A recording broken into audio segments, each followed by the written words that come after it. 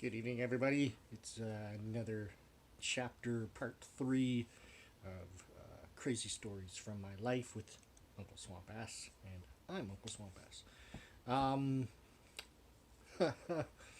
oh boy, this is a funny one. A couple of funny ones, and I have 3 stories for you tonight. So, GWAR. I'm a huge fan of GWAR. Greatly miss David Brockie, who was Canadian, who, as a kid, made it his way into the States and joined this collective, and this ended up becoming GWAR. And Mr. Brockie died a number of years ago from a drug overdose, which sucks. But if you've ever seen GWAR or ever seen David Brockie talk, yeah, he was into the stuff, which isn't good. You know, you lose some of those people that end up doing that kind of shit. I finally got to see GWAR with my buddy J.Y. Saki. Can't tell you what year it was. I know it was not long after Corey Smoot had passed away, another member of GWAR. He was a guitar player. And Jay and I went downtown to the Commodore, which is where the GWAR was playing. And after the show, walking back to the parking garage, which was a couple blocks, we got to the parking garage, and like most, it had an elevator. So we're chatting, back and forth. Press the elevator button, waiting for the elevator to come. And the elevator reaches our floor, the main floor. And I don't know what Jay was thinking. I don't know what he was looking at. When the door opened, I saw what I started to see on the floor looked like a bunch of magazines or paper or something, was like all over the floor of the elevator. And as the doors opened even more, there was a guy sitting cross-legged jerking off, surrounded by porno magazines all over the elevator floor. Just like, holy shit, dude, like, what the hell? And I think we both pretty much just turned the other way. I don't know if that guy like jumped forward, was hitting the close the doors elevator thing. But yeah, so that's our after GWAR experience. Guy jerking off in an elevator. Big cities. I mean, that could happen anywhere. I mean, it could happen in this city. It probably has. Who knows? But, anyways, another story, Vancouver story. Mike and I were heading downtown to see a show. I think it was, and the SkyTrain, when it gets into Vancouver, like downtown area, goes underground. And at the stop, I think it's Stadium, and there's nobody else in the train. It seemed to me, I think it was pretty late, like it might have been like between 11 and midnight kind of thing.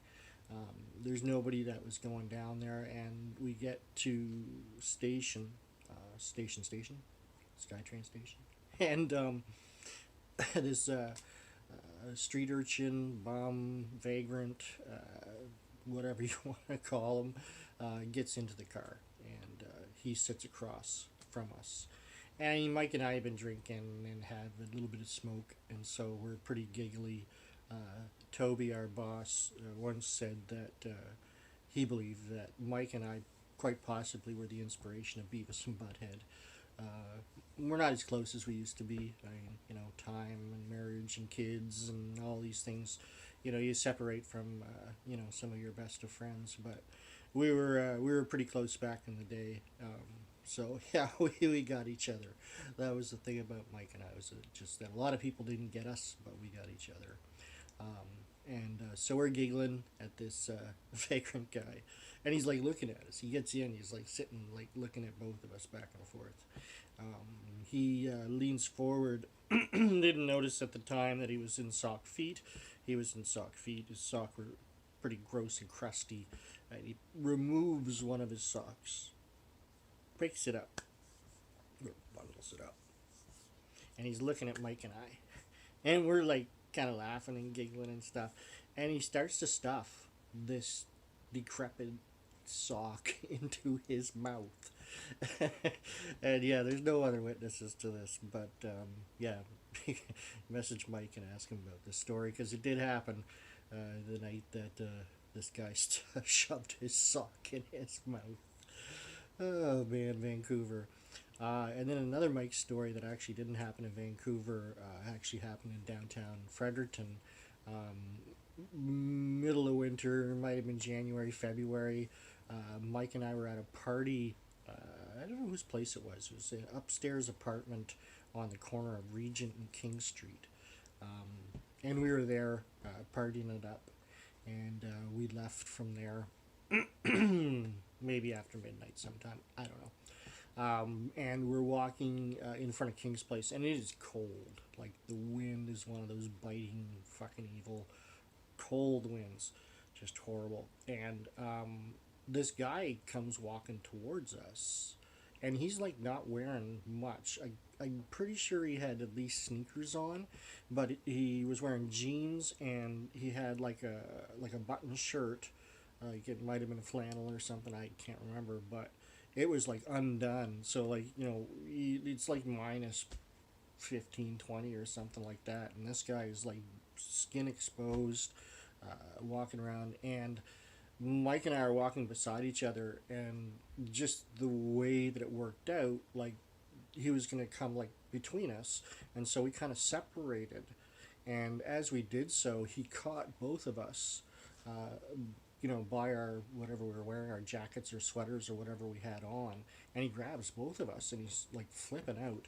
Um, I think he said that he'd just gotten out of the police station, that they had just turned him loose, and he was looking for drugs. And he asked, he's like, give me your drugs. I want drugs. I need drugs. And he's like freaking out, and he's again got both of us by our shirts, and this went on for about 5 minutes. Him accosting us and yelling at us about where our drugs were, and I mean at the time I don't think either of us even smoked weed or anything like that. We were both drinkers.